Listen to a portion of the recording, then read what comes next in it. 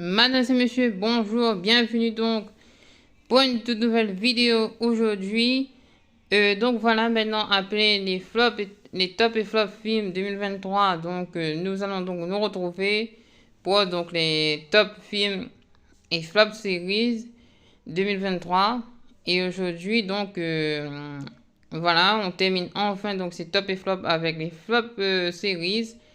Enfin, au niveau des films et des séries, en tout cas, c'est terminé même pour l'année 2023. Mais après, ensuite, on enchaînera avec les vidéos top jeux vidéo de l'année 2023.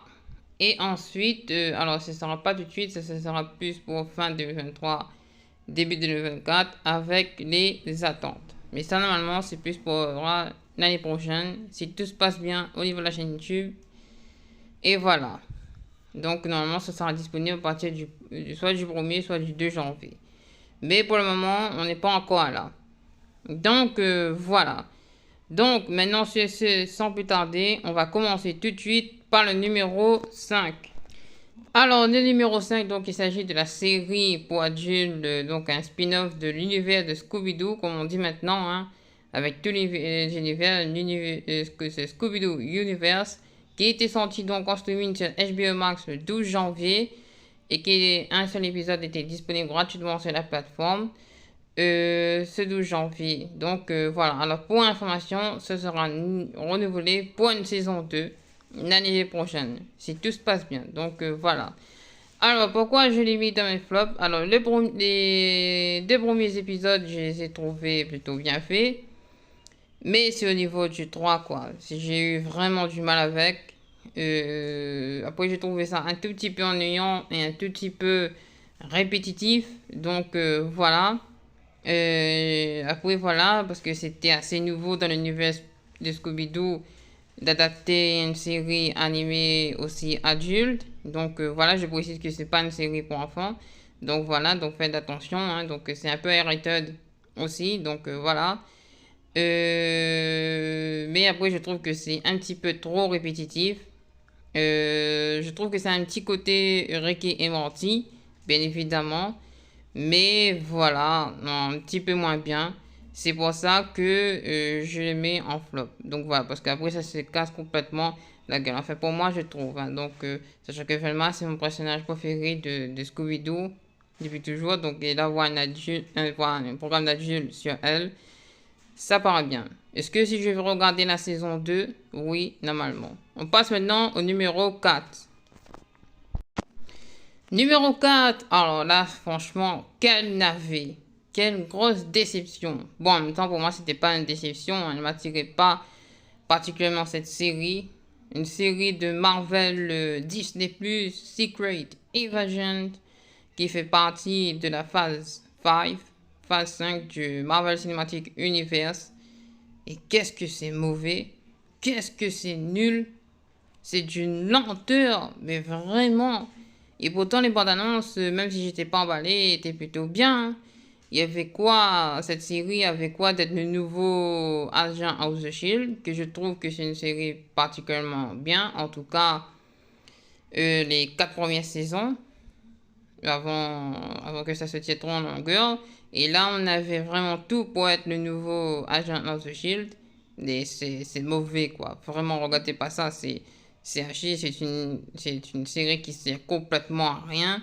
Nick Fury qui passe son temps, on dirait, à boire de l'alcool. Les autres qui sont complètement endormis, qui s'en fichent complètement d'être là. Tu passes d'une scène à l'autre, tu te dis, ah bon, comment ça se fait? Donc voilà. Je vous la recommande pas. Perdez pas votre temps. Sachant qu'il n'y aura aucun impact sur The Marvel si vous voulez regarder ça ou d'autres autres programmes du Marvel Cinematic Universe. J'espère qu'il n'y aura pas de saison 2 parce que c'est vraiment, vraiment nul. Et s'il y a une saison 2, par contre, celle-là, je ne veux pas la regarder. Ce sera sans moi. Déjà, j'ai regardé qu'un seul épisode. Les épisodes d'une heure d'une série, je ne comprendrai jamais pourquoi ça dure une heure. Je trouve ça exagéré. Mais Marvel a vraiment, vraiment déconné sur Secret Invasion cette année. Vraiment. Ça partait pour être une bonne série. Et malheureusement, ce n'est pas le cas. Donc, ça pouvait mettre une série d'horreur et franchement, c'en est rien. Surtout avec qu'ils prennent, ça pouvait même être faire comme X-Men Dark Phoenix qui était beaucoup mieux traité là-dessus, dont les extraterrestres prennent l'apparence de forme humaine. Ça peut faire peur, mais là, ça fait pas peur du tout. C'est même complètement ridicule à un moment donné. Les maquillages sont mal faits, tout est moisi, c'est une catastrophe. J'ai jamais vu des effets spéciaux aussi moches. Même quand ils essaient de faire croire qu'il y a une guerre en Ukraine, les effets spéciaux sont mieux faits, hein, aux informations, avec les fonds verts, hein, donc voilà. Mais là, franchement, Marvel Studios, quoi, ils croient pas vraiment en cette série, j'ai l'impression. Et j'espère qu'ils recommenceront plus. J'espère. Et j'espère qu'il n'y aura pas de saison 2. Parce que ce sera sans moi. Allez, maintenant on passe au numéro 3. The Boy, Jane V. Alors, bon ben ça aussi, hein, j'ai pas vraiment réussi à rentrer dedans. Il faut remarquer que j'ai attendu vraiment cette série pour rentrer dans l'univers de The Boy. Série que j'ai pas suivi du tout, c'est la première fois que je regarde une série sur The Boy. C'est pareil, hein, c'est une série pour adultes, pareil comme pour Velma, film d'animation pour adultes. Voilà, ben il y a des trucs pour adultes, je ne vais pas vous spoiler. Tout ce que vous retrouvez dans l'univers de The Boy, où j'ai pu regarder quelques extraits sur internet, vous allez retrouver bien évidemment. Je vois pas trop l'utilité. Donc voilà, je vois, voilà, sauf si vous voulez voir des trucs comme ça, si ça vous amuse, oui, donc oui, si vous avez 26 27 ans, oui, vous pouvez, hein, c'est clairement l'âge pour regarder ce genre de bêtises, comme on dit, donc voilà, c'est une série young adulte, au passage. Par contre, je pense pas si c'est vraiment une série pour ados, ça passe pas du tout, donc voilà. J'ai vraiment pas grand chose à dire sur cette série. Donc voilà. Peut-être va falloir que je la regarde une deuxième fois ou que j'attende la saison 2. Peut-être que j'apprécierai mieux le film. Par contre, les personnages sont un peu attachants. Donc voilà. Donc c'est ce qui fait que j'ai quand même tenu un épisode. Donc voilà. Mais je pense que si on prend une saison 2, pareil, hein, je pourrais la visionner. Je sais pas encore. Normalement, une saison 2 est prévue. C'est pas que j'ai pas aimé, c'est que j'ai là, pour le coup, j'ai pas vraiment réussi à rentrer dedans. Donc voilà. Et je cherchais tout le temps où est le côté super-héroïque. Enfin, plutôt, moi je vois ça plutôt comme des anti-héros, hein. Donc voilà. Par contre, ce que j'ai bien aimé, c'est le côté un petit peu X-Men de la chose, hein, surtout comme les nouveaux mutants. C'était assez exploité de cette façon. Mais après, voilà, j'ai vu aussi que ça se passait entre la saison 1 et la saison 2 de The Boy. Donc voilà, mais ça m'a pas particulièrement plus marqué que ça. Voilà, en parlant de grossièreté, les choses un peu what the fuck, tout ça. Par contre, les effets spéciaux, effectivement, c'est mieux fait. C'est un petit peu mieux fait, bien évidemment, que cette dub de Secret Invasion. Donc voilà, j'ai beaucoup mieux apprécié Gen V que Secret Invasion. Mais voilà, mais bon, ce côté lycée, tout ça, bon, ça va, mais c'est qui fait pas autant une bonne série. Donc voilà. Passe maintenant au numéro 2. Numéro 2, Gotham Knight, série de la ZCW. Donc voilà. Alors dommage que franchement cette série, je ne l'ai pas te mettre en top, hein. Réellement, elle a commencé plutôt bien. Elle a commencé plutôt ténébreuse et sombre. Mais après voilà, à partir de l'épisode 4, patatras, la série se casse la figure. Vraiment. C'était la fin d'une déception, vraiment. Moi, ça par contre, Gotham Knight faisait partie beaucoup de mes attentes, surtout que j'avais beaucoup entendu parler de cette série en 2022. J'avais vu aussi quelques bandes annonces. Et je me dis, ouais, mais c'est plutôt pas mal. Donc voilà, et en plus avec le jeu Gotham Knight qui est sorti aussi sur PS5 et Xbox Series X et S, dont j'ai pas encore de PS5 encore, je n'ai pas pu le faire. Et j'ai pas non plus le jeu sous la main. Mais je veux le faire quand j'aurai la PS5, ça c'est sûr, hein. Donc je le ferai et je ferai le gameplay aussi qui sera disponible sur cette chaîne YouTube, ne vous en faites pas. Beaucoup de gens croient que c'était connecté la série et le film, mais finalement non. C'est dommage puisque le personnage était attachant et puis à la fin, quand la série commence à se terminer, commence à devenir complètement un petit peu agaçant. Donc voilà. Hein, donc sachant que j'ai pu voir ça aussi de près, hein, donc j'ai pu croiser ces personnages-là, enfin les acteurs qui étaient en vrai, et dans la vie ils sont vraiment super agaçants, hein. Surtout la brune là, complètement, ça pète tous un peu. C'est ce qui m'a achevé à dire que la série est complètement agaçante, il se la pète dans la vraie vie, il se la pète dans la série, il se la pète partout, et ça devient très très ennuyant. Et donc voilà. Mais c'est vrai que l'univers, le folk, dark de DC, on retrouve bien. Je trouve que c'est même une très bonne chose. Mais c'est vraiment dommage, quoi. Bon, malheureusement, la série n'est pas revenue pour une saison 2. Je trouve ça dommage puisqu'ils auraient pu se rattraper là-dessus. C'est une saison 2. Mais malheureusement, la CW a décidé d'annuler tout simplement. Donc voilà. Gotham Knight numéro 2. Voilà. Et dernier épisode aussi. Maintenant, on passe au numéro 1. Et voilà, pire série de l'année, The Last of Us. Et oui, oui, les amis, vous rêvez pas.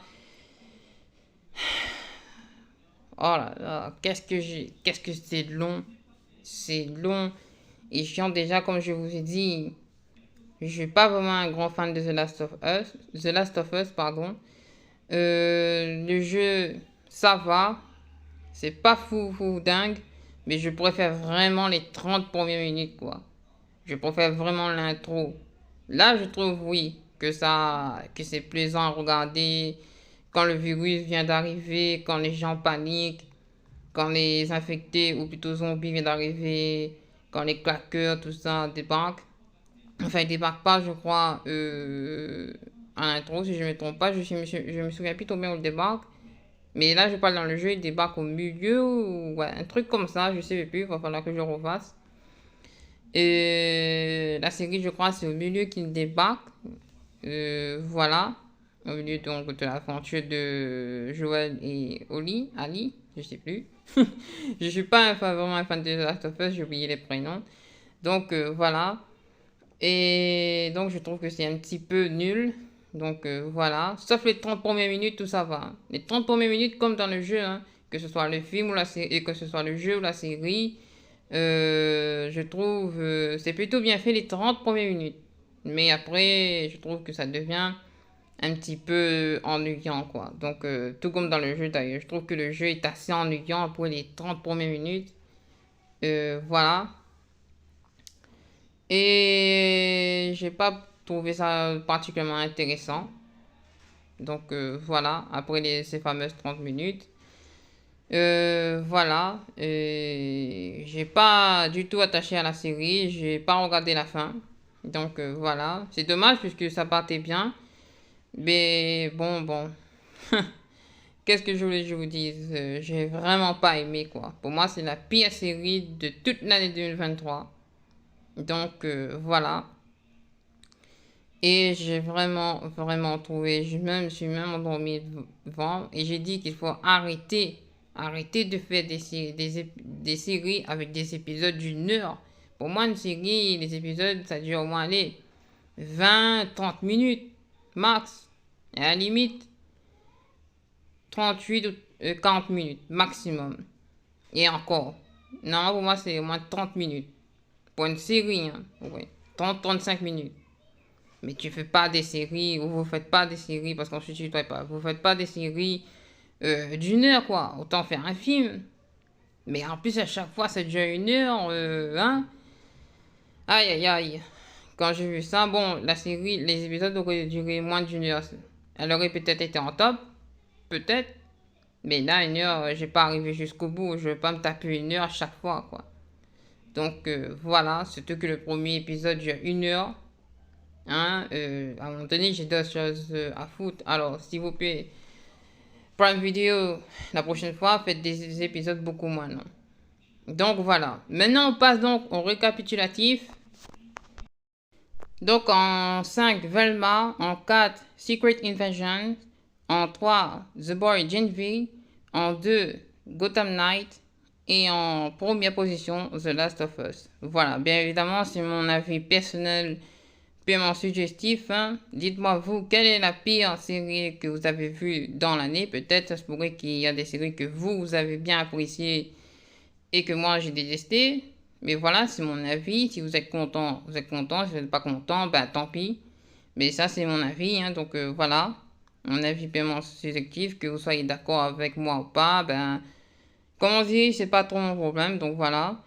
Maintenant, la prochaine fois, on va se taquer sur les top jeux vidéo. Alors, il n'y aura pas de flop de jeux vidéo. Hein. Donc, parce que j'en ai pas trouvé.